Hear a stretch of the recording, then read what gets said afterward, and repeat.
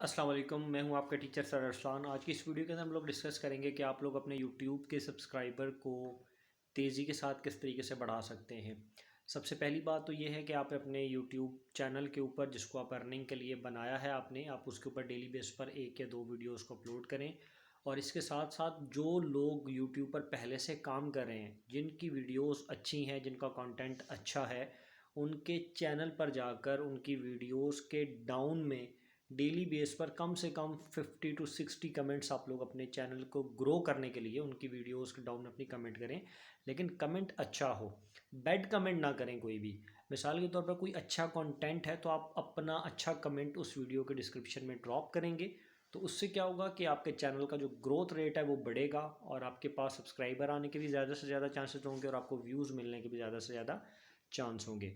तो सिंपल सी ट्रिक क्या है कि जो अच्छी वीडियोस हों, जो अच्छा कंटेंट हो, आप अपने चैनल से साइन इन करके उस वीडियो के डिस्क्रिप्शन में कमेंट करेंगे। तो आज के लिए मुझे इजाज़त दीजिए।